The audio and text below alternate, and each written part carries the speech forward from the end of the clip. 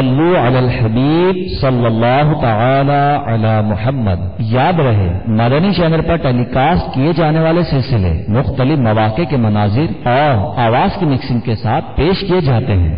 صلو علی الحبیب صلی اللہ تعالی علی محمد۔ نیت المؤمن خیر من عملہ، مسلمان کی نیت اس کے عمل سے بہتر ہے۔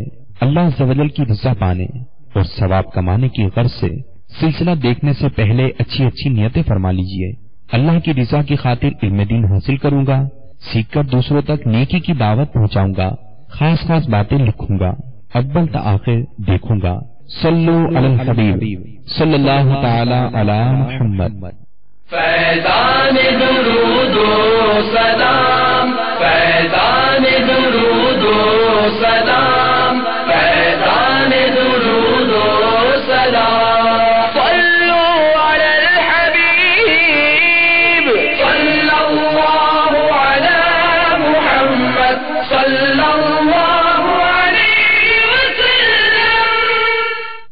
الحمد لله رب العالمين والصلاة والسلام على سيد المرسلين، أما بعد فأعوذ بالله من الشيطان الرجيم، بسم الله الرحمن الرحيم، الصلاة والسلام عليك يا رسول الله وعلى آلك وأصحابك يا حبيب الله، الصلاة والسلام عليك يا نبي الله وعلى آلك وأصحابك يا نور اللہ۔ حضرت ابو طلحہ رضی اللہ تعالی عنہ فرماتے ہیں کہ ایک دن خاتم المرسلین، رحمت للعالمین، شفیع المذنبین، انیس الغریبین، سراج السالکین، محبوب رب العالمین صلی اللہ تعالی علیہ وآلہ وسلم تشریف لائے۔ والبشر فی وجہہ، اور حالت یہ تھی کہ خوشی کے آثار آپ صلی اللہ تعالی علیہ وآلہ وسلم کے چہرہ والضحا سے عیاں تھے۔ فقال انہ جاءنی جبریل، اور فرمایا کہ جبرائیل میرے پاس حاضر ہو کر فقال، عرض گزار ہوئے، ان ربک یقول، آپ کا رب عز و جل فرماتا ہے، اما یرضیک یا محمد، اے محمد صلی اللہ تعالی علیہ وآلہ وسلم، کیا تم اس بات پر راضی نہیں، اللہ یصلی علیک احد من امتک الا صلیت علیہ عشرا، کہ آپ صلی اللہ تعالی علیہ وآلہ وسلم کا جو بھی امتی آپ پر ایک بار درود پاک بھیجے تو میں اس پر 10 بار رحمت بھیجوں۔ ولا یسلم علیک احد من امتک الا سلمت علیہ عشرا، اور اگر وہ آپ صلی اللہ تعالی علیہ وآلہ وسلم پر ایک بار سلام بھیجے تو میں اس پر 10 بار سلام بھیجوں۔ صلو علی الحبیب صلی اللہ تعالی علی محمد۔ میرے مدنی چینل کے ناظرین، اللہ عز و جل ہم پر کس قدر مہربان ہے کہ اگر ہم اس کے پیارے حبیب صلی اللہ تعالی علیہ وآلہ وسلم پر ایک بار درود بھیجے تو وہ ہم پر 10 بار اپنی رحمت نازل فرماتا ہے۔ اگر اللہ تبارک و تعالی کسی شخص پر ایک بار رحمت نازل فرما دے تو اس کی بگڑی سنور جائے، جیسا کہ حضرت سیدنا ابن شافع رضی اللہ تعالیٰ عنہ فرماتے ہیں، اگر تو نے تمام زندگی عبادت و ریاضت میں گزاری ہو اور اگر اللہ تبارک و تعالی نے تجھ پر صرف ایک بار رحمت بھیج دی تو وہ ایک بار رحمت تیری تمام عمر کی عبادات سے بڑھ جائے گی، کیونکہ تو اپنی حیثیت کے مطابق درود بھیجتا ہے اور وہ اپنی ربوبیت کے اعتبار سے رحمت بھیجتا ہے۔ یہ تو ایک بار نزول رحمت کا حال ہے، تو ایک کے بدلے 10 بار رحمت بھیجنے کا کیا عالم ہوگا۔ اگر کسی عقل مند سے سوال کیا جائے کہ تمام مخلوق کی نیکیاں تیرے نامہ اعمال میں لکھ دی جائیں، تجھے یہ پسند ہے یا یہ کہ اللہ تبارک و تعالیٰ تجھ پر ایک بار نظر رحمت فرمائے؟ یقیناً وہ اللہ تبارک و تعالیٰ کی رحمت کے مقابلے میں کسی چیز کو بھی پسند نہیں کرے گا۔ صلو علی الحبیب صلی اللہ تعالی علی محمد۔ میرے مدنی چینل کے ناظرین، ہمیں بھی نزول رحمت اور حصول ثواب کی نیت سے سرکار نامدار، مدینے کے تاجدار، باذن پروردگار، دو عالم کے مالک و مختار، شہنشاہ ابرار صلی اللہ تعالی علیہ وآلہ وسلم کی ذات پاک پر کثرت سے درود پاک پڑھتے رہنا چاہیے، اور پھر اللہ عز و جل اپنے فضل و کرم سے جو ثواب عطا فرمائے تو خیر خواہی کرتے ہوئے اس کا ثواب اپنے مرحومین کی ارواح کو ایصال ثواب کرنا چاہیے کہ اس کی برکت سے ہمیں تو اس کا ثواب ملے گا ہی ملے گا، اور ساتھ ہی ساتھ یہ درود پاک ہمارے مرحوم اعزاء و اقربا کی بخشش و مغفرت کا ذریعہ بھی بن جائے گا۔ چنانچہ اسی ضمن میں ایک حکایت سنیے اور رحمت خداوندی عز و جل پر جھوم اٹھیے۔ ایک مرتبہ حضرت حسن بصری رضی اللہ تعالیٰ عنہ کے پاس ایک عورت حاضر ہوئی اور کہنے لگی، میری ایک جوان بیٹی تھی، وہ فوت ہو گئی، میں چاہتی ہوں کہ اسے خواب میں دیکھ لوں، میں آپ کے پاس اس لیے آئی ہوں تاکہ آپ کوئی ایسی دعا بتا دیں جس سے میں اسے دیکھ سکوں۔ آپ رحمت اللہ تعالی علیہ نے اسے ایک عمل بتایا، اس عورت نے رات میں وہ عمل کیا اور سو گئی۔ خواب میں اپنی بیٹی کو اس حال میں دیکھا کہ اس نے جہنم کے تار کول کا لباس پہن رکھا تھا، ہاتھوں میں زنجیریں اور پاؤں میں بیڑیاں تھیں۔ اس نے آ کر حسن بصری علی رحمت اللہ القوی کو یہ خواب سنایا۔ آپ رحمت اللہ تعالی علیہ بہت مغموم ہوئے۔ کچھ عرصے بعد آپ رحمت اللہ تعالی علیہ نے اس نوجوان لڑکی کو جنت میں دیکھا، اس کے سر پر تاج تھا۔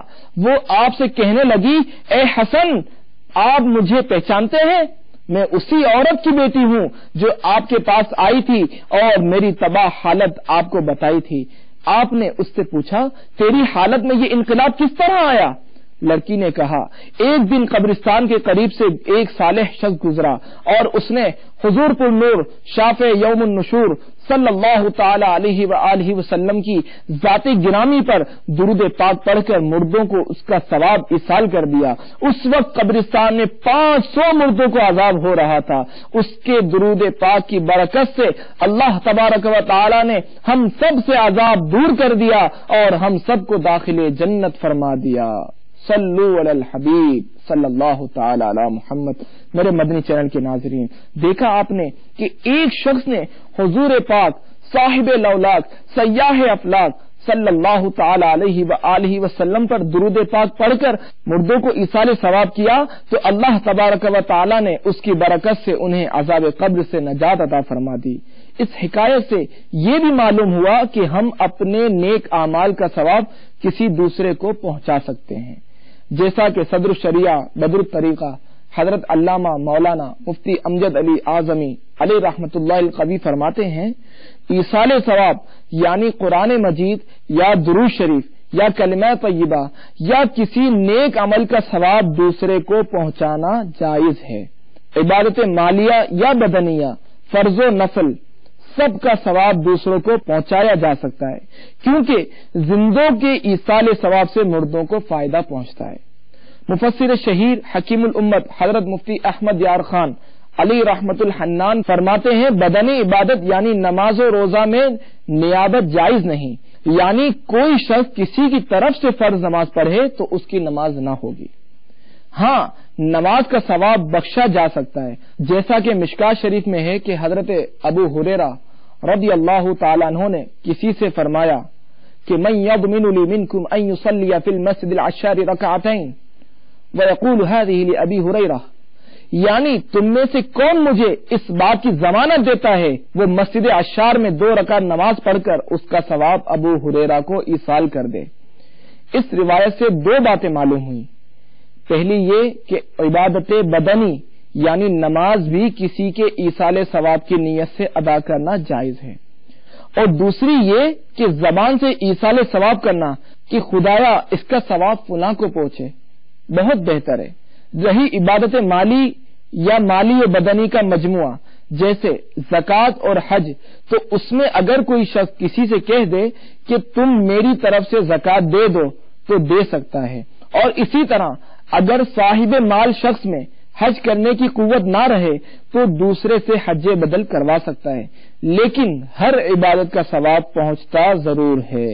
صدر الشریعہ بدر الطریقہ حضرت مفتی محمد امجد علی اعظمی علی رحمت اللہ القوی فرماتے ہیں، زندوں کے ایصال ثواب سے مردوں کو فائدہ پہنچتا ہے، جیسا کہ حضرت سعد رضی اللہ تعالیٰ عنہ کی والدہ کا جب انتقال ہوا تو انہوں نے حضور اقدس صلی اللہ تعالی علیہ وآلہ وسلم کی خدمت میں عرض کی، یا رسول اللہ صلی اللہ تعالی علیہ وسلم، سعد کی ماں کا انتقال ہو گیا ہے، کون سا صدقہ افضل ہے؟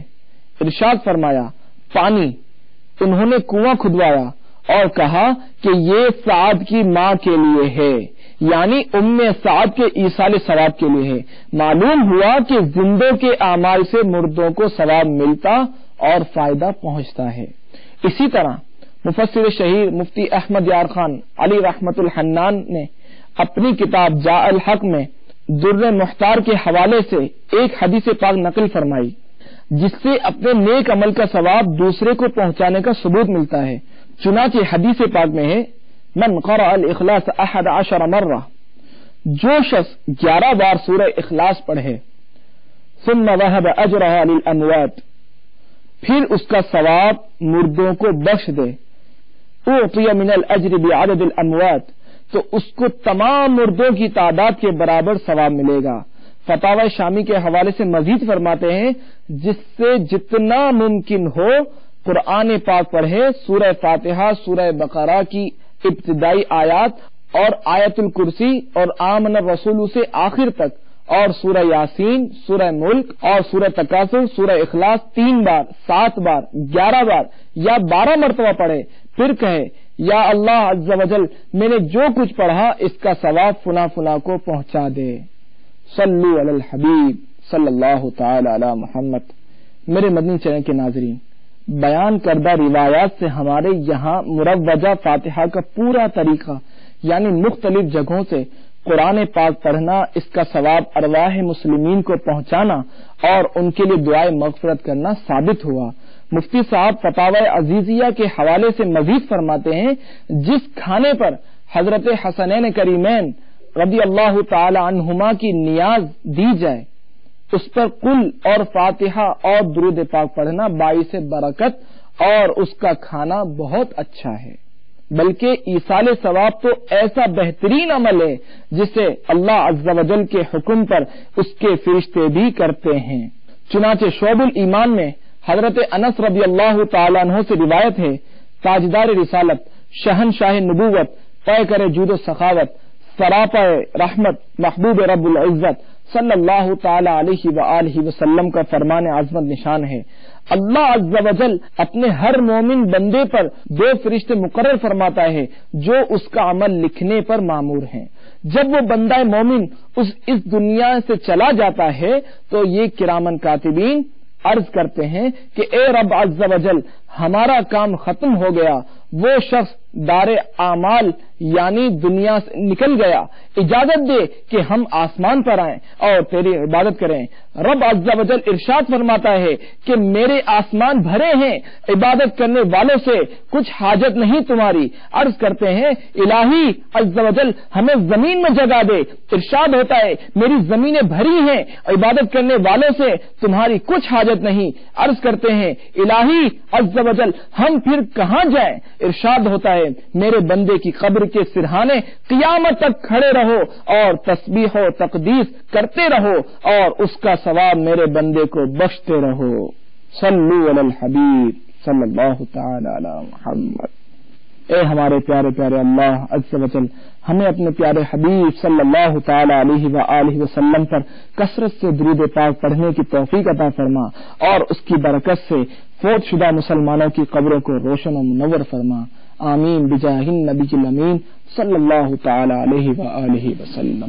فیضان درود و سلام، فیضان درود و سلام، فیضان درود و سلام، صلو علی الحبیب صلی اللہ علی محمد صلی اللہ علیہ وسلم۔ صلو علی الحبیب صلی اللہ تعالی علی محمد۔ ابھی جو سلسلہ آپ نے ملاحظہ فرمایا اس کے بارے میں اپنے تاثرات اور مدنی مشورے 03012612 پر SMS یا feedback@madanichannel.tv پر میل کر سکتے ہیں۔